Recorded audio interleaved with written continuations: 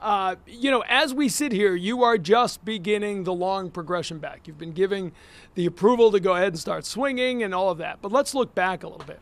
What's it been like since late April, not being able to play this game?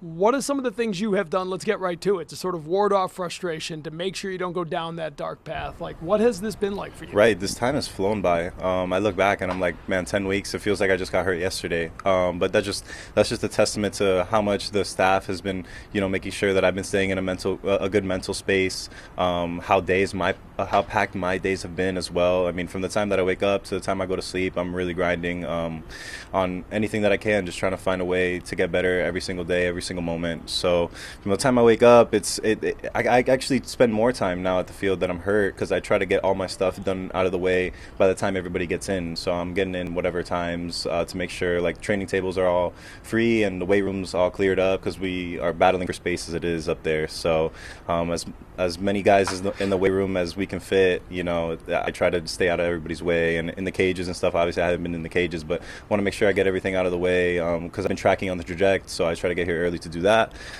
Weight rooms, training table stuff, even coming out here on the field and doing my grounding and stuff. So it's just been a whirlwind of emotions. I feel great now, though, thankfully. I saw the doctor 2 days ago and got the clear to start swinging yesterday, and took my first swings today. So it's been a really interesting type of sequence of events. I feel like this time has flown by, though. Well, let's roll back on that, because one of the things that's super interesting is that like this is not a like stress fracture of the rib, right? Like this is the cartilage pulling off the rib cage, right?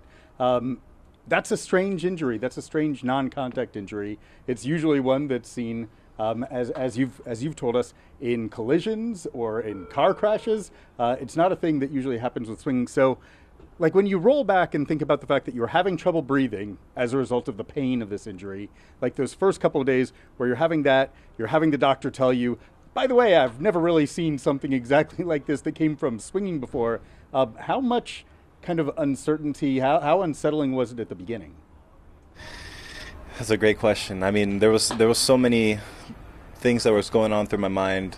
How could I have prevented this? What could I have done differently? And then it shifted to, okay, what can I do to get healthy? So I feel like I put myself in a really good position to have a strong core to help support those cartilage and the ligaments and all the little intricacies that go into the midsection, because it is such a vital part of baseball and being a rotational athlete. So hearing those things, I mean, it was weird, because he told me 3 to 9 weeks, sometimes even longer, to feel back to normal. We're right about that timing right now on the longer side, but we wanted to be cautious about it, because it is such a grueling process to go through, and we're trying to avoid everything that we can to for it to not to happen again.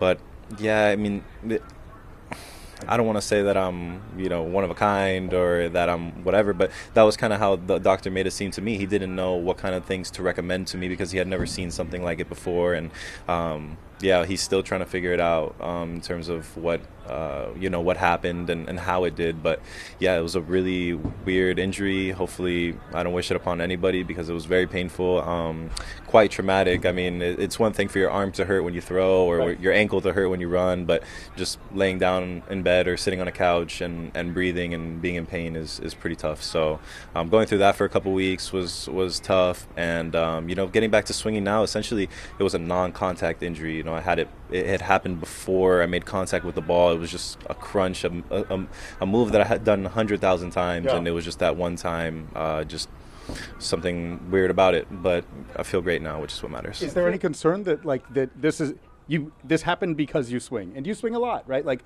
you spend a lot of time working the cage. You talk about how you spend time on trajectory. You come to the park early anyway for that pregame work. Is there concern that because you are a lot of your strength is derived from how you rotate your core, like the speed that you're able to generate through your midsection, rather than like selling out with a really long swing? Like your point is to remain compact and to generate the force through torque. Is there concern about like whether or not this is something that, surely you don't want to alter your swing? Is this something you're going to have to continue to contend with? Right. No, I don't anticipate it. It's not something that I'm concerned about. It's not something that the staff, I feel like we've given it plenty of enough time to rest. The images yesterday that we looked at seemed clean, and we're moving on a new bill of health, and hopefully this never happens again. But at the same time, I got to keep swinging that speed. I mean, that is what I'm expected to do, is to impact the baseball. What makes me good is my bat speed. I'm able to impact the ball, hit the ball at high velocities, and I'm able to let the ball travel and make decisions later. And that's a consequence of having good bat speed, but also being big and strong. There's a lot of things that go into swinging a bat. There's a lot of moving parts. So it's impossible to say if it will happen again. Hopefully, but then again, anything can happen when you swing a bat. So, but I'm not concerned with it. I'm going out there clean, free-minded, ready to swing the bat and hit the ball hard again. When guys go through new injuries, I feel over the years covering them, they tend to reach out to other people. Pitcher getting Tommy John for the first time, we'll find other guys who have gone through this. Was there anybody out there for you to lean on? I mean, is there any comp for this injury in baseball that you were able to find and talk to? Right. There's a couple guys in here have had oblique injuries, so that's really the most similar thing that I had found. But their advice was just to take it slow, because that is a grueling process. Anything with the midsection takes a lot of time to recover. So, but nothing in terms of what I had exactly. From what my understanding was from the doctor, he hadn't seen it, and even if he did, he couldn't disclose who it was. So, I haven't been reached out to by anybody who's had it. I've had people who have had broken ribs, bone, tell me stuff and how they felt and the pain that they were enduring throughout their time having the injury, but nobody particularly with this specific injury that I could reach out to or even get some advice from. But I feel great now, which is what matters. We've seen you visualize. I've seen you visualize more than I've seen a lot of people play baseball, right? Yeah. You are but that's a big part of your preparation. How has that helped you through this? Your mindfulness, your ability to somehow stay engaged in this sport even while not playing. I feel that's advanced compared to a lot of athletes. How do you think that helped you through this? Right. I had teammates, guys in there asking me if I started swinging. I'm like, yeah, I started swinging as soon as I got hurt. I do them every single day in my mind. I take hundreds of swings. When I visualize, I work a lot on my eyes, right? I feel like the eyes are such an underrated muscle, part of your body that can actually dictate a lot in whether you hit the ball or not. Being able to slow the ball down, having depth perception and seeing the space in front of the ball is a super important quality to have as a baseball player. I think Buck Showalter, he jokes around about the color of the eyes that people have, and how that can dictate, the type of hitter that you are. He even said, go look at the batting title winners, what kind of color eye they have. So it's just, I feel like it's such an important part of your body, a part of hitting, because you can have the nicest swing in the world, the strongest, but if you don't have good eyes to hit the ball, you're not going to hit it. And then there goes, the mental part of it. Yeah, that is a physical part, being able to see, but then being able to go into an unconscious state, right? Something that baseball players or people who go into sports call the zone. There's a lot of external factors in life, in baseball. There's a lot of things that go on outside of these walls that sometimes can affect people in the on the field, in between the lines. But when you step into that box, for that 1 minute at a time, maybe 4 minutes a day, there has to be a spatial awareness that, yes, there is problems around me. There are a lot of things going on. There's plenty of people watching, more at home on TV.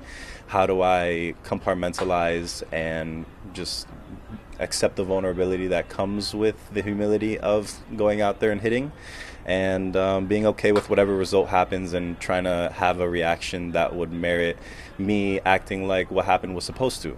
So there's a lot that goes into it, for sure. It's more than meets the eye, but I try to be as prepared for whatever it is that comes my way as possible, and that's how I would go about doing that and feeling confident. So when I do swing a bat or when I do come back into a game, I don't feel like I missed any time and I hit the ground